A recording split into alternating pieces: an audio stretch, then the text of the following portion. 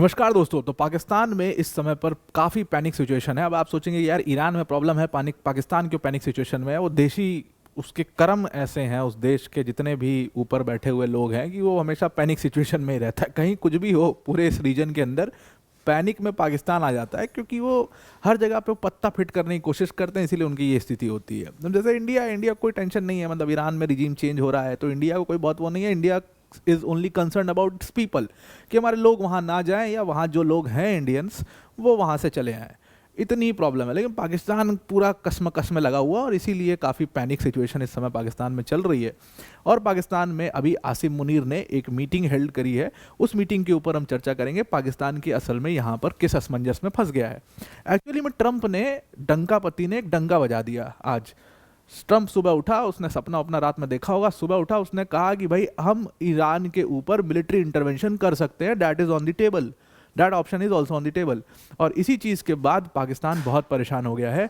उसी परेशानी के ऊपर डिस्कशन करेंगे, इस पूरे हाई लेवल मीटिंग के ऊपर डिस्कस करेंगे। एक मीटिंग यूएस में भी हुई है आज, उसके ऊपर भी चर्चा करेंगे। वीडियो में आगे जाने से पहले एक बड़ी अनाउंसमेंट अनअकैडमी टीम की तरफ से कि प्रीलिम्स 2026 जो है वो होने वाला है बहुत जल्द, और इसीलिए आपकी प्रिपरेशन बहुत ज़बरदस्त होनी चाहिए। वो आप हमारे टेस्ट सीरीज़ यानी कि अनअकैडमी के टेस्ट सीरीज़ के साथ कर सकते हो। Unacademy revision test series URTS 2026 launch हो गया है, जिसका इंतज़ार कई बच्चे करते हैं। ये इसके क्वेश्चंस की खासियत है कि ये बहुत नियर टू UPSC क्वेश्चंस होते हैं, क्योंकि एजुकेटर्स को खुद क्यूरेट करते हैं कि क्वेश्चन को बैठ के। ये OMR बेस्ड टेस्ट होगा, और इसके साथ आपको टेस्ट के बाद पूरा डिजिटली पूरा एनालिसिस आपको एक एक चीज़ का दिया जाएगा। इस टेस्ट में टोटल आपको 8 सब्जेक्ट वाइज टेस्ट मिलते हैं, 22 फुल लेंथ टेस्ट मिलेंगे OMR बेस्ड, जिसमें 11 GS के होंगे और 11 CSAT के होंगे।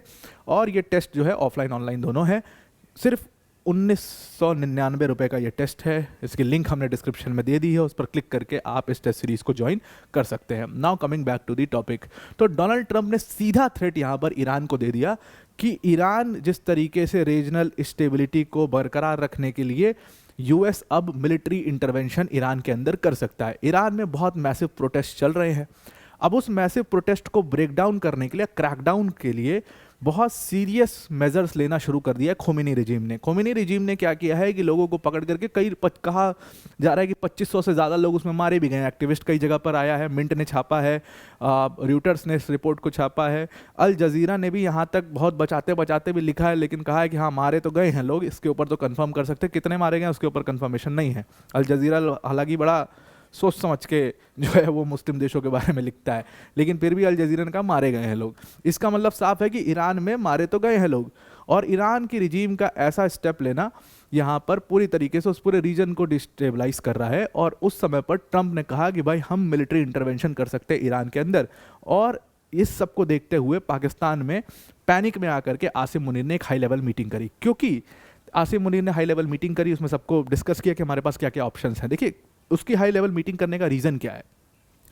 ट्रंप जो है उसने कहा, सबसे पहले तो उसने पूरा ट्रेड टॉक्स जो हो रहे थे ईरान और US के बीच में उसको कैंसिल कर दिया। उसने ये भी कहा कि कोई ईरान से इंटरैक्ट नहीं करेगा, कोई भी देश इंटरैक्ट करेगा उसके ऊपर टैरिफ लगा देंगे, ये भी ट्रंप ने साफ कर दिया। चलिए जी ठीक है। अब पाकिस्तान के लिए दिक्कत क्या है? ट्रंप ने कहा कि हम मिलिट्री इंटरवेंशन करेंगे, ये एक्चुअल में पाकिस्तान के लिए दिक्कत है। अगर ट्रंप मिलिट्री इंटरवेंशन करते हैं इस समय पर, तो पाकिस्तान को कहीं ना कहीं ट्रंप को सपोर्ट करना पड़ जाएगा। और दिक्कत यह है कि पाकिस्तान शुरू से मुस्लिम देशों का मसीहा बनता रहा है। मुस्लिम देशों में अपना पत्ता जो है वो फिट करने की कोशिश, सऊदी अरेबिया के साथ मिलकर के भैया आप आगे चलिए हम पीछे पीछे चलेंगे, कतर के साथ मिलकर, टर्की के साथ मिलकर वो मुस्लिम देशों में एक अपनी एक वो इस्टेब्लिशमेंट, एक वो पत्ता फिट करने की कोशिश हमेशा कर रहा था। अब अगर उसको US से सबको सपोर्ट करना पड़ जाएगा, वो भी ईरान के खिलाफ, तो पाकिस्तान की यहाँ पर हालत ख़राब हो जाएगी। पाकिस्तान बहुत बुरी सिचुएशन में यहाँ पर फंस जाएगा। और इस ऑफेंसिव, अगर US ये ऑफेंसिव लेता है तो ये पूरे रीजन को भी डिस्टेबलाइज कर सकता है। इसीलिए पाकिस्तान काफ़ी ज़्यादा टेंशन में आ गया, काफ़ी सत्ते में आ गया है। एक तो बहुत बड़ा रीज़न ये है कि पाकिस्तान का इस समय पर अफगानिस्तान के साथ में ऑलरेडी बॉर्डर डिस्प्यूट, काफ़ी सीरियस बॉर्डर डिस्प्यूट चल रहा है, और कई बार क्लैशेस भी वहाँ पर देखे गए हैं। और उसके बाद भारत का बॉर्डर है, जहाँ पर पाकिस्तान खुद ही डिस्टर्बेंस फैलाता रहता है, वहाँ पर तनाव हमेशा बहुत ज़्यादा रहता है।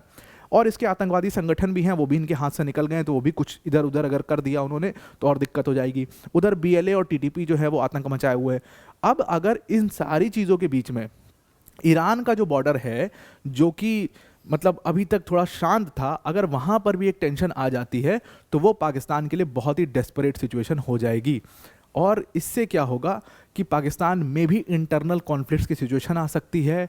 जो लोग ईरानियन सपोर्ट है या मुस्लिम सपोर्टर्स हैं उनमें प्रॉब्लम आ सकती है, और ठीक ठाक सब्सटैंशियल पॉपुलेशन शिया की भी है पाकिस्तान में। वैसे मैं इस पॉइंट को बहुत ज़्यादा नहीं मानता, कई एक्सपर्ट्स ने इसके ऊपर बोला कि शिया पॉपुलेशन है दिक्कत कर सकती है। देखिए, जितना हिंदू मुस्लिम में आप डिफरेंस देख लेते हो ना, मतलब देखते हो आज की डेट में, उतना ही डिफरेंस हमें पता नहीं होता ऑब्वियसली, लेकिन उतना ही डिफरेंस शिया और सुन्नी आइडियोलॉजी में भी है।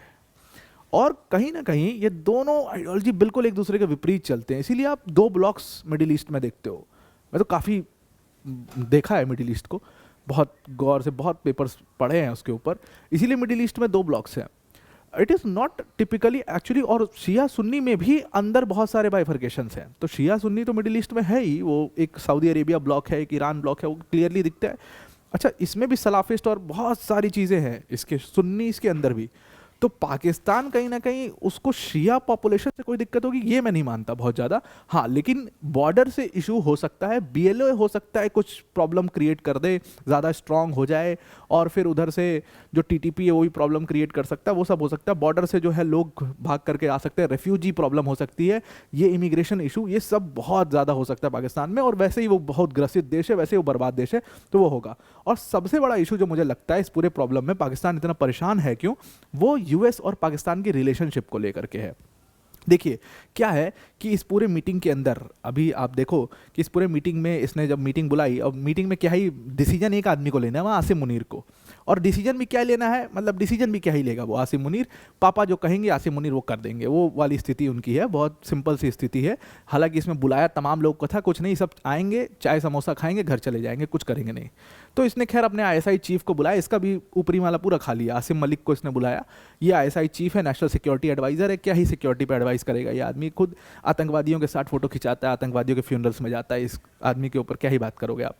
खैर, इसने इन सबको बुलाया और ये अपने ऑप्शन असेस कर रहे हैं। प्रॉब्लम इनके लिए सबसे बड़ी क्या है, देखो मान लो अगर डोनाल्ड ट्रंप है, डोनाल्ड ट्रंप देखिए है पूरा टिपिकल, एकदम कहते हैं ना कि तो जिसने जो कह दिया, ट्रंप ने तो कह दिया मुझे वही करना है, वो जिद्दी टाइप का आदमी है। अगर उसने ये डिसीजन ले लिया, इनकी प्रॉब्लम यहीं पर फंस रही है कि मैं ईरान के ऊपर मिलिट्री इंटरवेंशन करूंगा, मैं ईरान के ऊपर अटैक करूंगा। जब वो अटैक करेगा, और क्योंकि जो पूरे यूएस का एक्टिवनेस है वो उस रीजन में ऑलरेडी काफ़ी ज़्यादा इजराइल वाले इशू की वजह से, तो अगर वो वहाँ पर मान लीजिए ऑपरेट करना चाहता है तो वो कहीं ना कहीं पाकिस्तान के एयर बेसेस डिमांड करेगा कि मुझे तुम्हारे एयर बेस चाहिए, मैं वहाँ से ऑपरेट करूँगा। इसीलिए उसने सारी रिलेशनशिप बना रखी है, इसी दिन के लिए तो उसने यूज़ किया पाकिस्तान को। उसको पता था ईरान के साथ ये होना है, and they are very they are very planned people. वो पेंटागन वाले ऐसे बेवकूफ़ थोड़ी हैं जो बैठे हुए हैं, उनको सब पता है। तो यूएस पाकिस्तान रिलेशनशिप में the whole idea of using Pakistan, the whole idea of making this relationship work from that time, वो इसीलिए था क्योंकि पाकिस्तान को ऐसी सिचुएशन में उनको यूज़ करना था। अगर रशिया से कोई इशू डायरेक्टली हो जाता है या ईरान से कोई इशू डायरेक्टली हो जाता है तो उस केस में इनको यूज़ करना था, या चाइना से कोई इशू डायरेक्ट हो जाता है तो यहाँ पर अब पाकिस्तान को एयरबेस को वो डिमांड कर सकते हैं। और अगर पाकिस्तान के एयरबेस को डिमांड किया और इन्होंने डिनाई कर दिया, वैसे तो इनकी औकात नहीं है डिनाई, क्योंकि मैं बहुत जिम्मेदारी से बात बोल रहा हूँ कि इनकी औकात नहीं है डिनाई करने की ट्रंप को, लेकिन अगर इन्होंने डिनाई कर दिया तो ये बहुत ही डेस्परेट सिचुएशन में फंस जाएंगे। यूएस से पूरी रिलेशनशिप इनकी खराब हो जाएगी, जितना इन्वेस्टमेंट वहाँ पर क्रिप्टो में किया है सब खत्म हो जाएगा, इनका क्रिप्टो काउंसिल। ये बात ये लोग बहुत अच्छे से समझते हैं। और अगर इन्होंने ट्रंप की बात मान ली, जो कि इनको मानना ही पड़ेगा, मतलब अगर ट्रंप ने कह दिया ना, मतलब एक बार ट्रंप ने ऐसे छींक देते हैं ना तो ये आसिम मुनीर कटोरी लेके दौड़ जाता है, ये हाल है। तो ये ट्रंप ने इनको मनवा ही लेगा वो, तो इनको मान लिया इन्होंने, तो शिया पॉपुलेशन प्रॉब्लम कर सकती है, थोड़ी बहुत प्रॉब्लम कर सकती है, बिल्कुल कर सकती है। 20% के करीब शिया मुस्लिम्स हैं वहाँ पर। हालांकि इसको मैं बहुत बड़ा रीज़न नहीं मानता। सबसे बड़ी प्रॉब्लम होगी that this will go very bad on the Russia China axis. Actually में क्या है कि अभी तक पाकिस्तान जो है ना वो बैलेंस करने की कोशिश कर रहा था, चाइना को एक तरफ, सीपेक का भी काम बहुत तेज़ी से कंप्लीट हो रहा है, कंप्लीट होने के उस पर आ गया है। दूसरी तरफ यूएस इन्वेस्टमेंट कर रहा है, दूसरी तरफ यूएस को बेसिस देने की बात कर रहे हैं, बेचे जा रहे हैं, तो बड़ा शानदार तरीके से बैलेंस करता है। China is not having problem. मैंने इसके ऊपर एक बड़ा डिटेल वीडियो भी बनाया था कि चाइना करने देता है, वो लिबर्टी देता है पाकिस्तान को ये करने की, क्योंकि उसके लिए पाकिस्तान एक पॉइंट ऑफ टाइम के लिए इंपॉर्टेंट है, और उसके बाद फिर उसकी ज़रूरत खत्म हो जाएगी। तो it is taking Pakistan ahead, क्योंकि उसने सीपेक में काफ़ी इन्वेस्ट कर दिया वहाँ पर।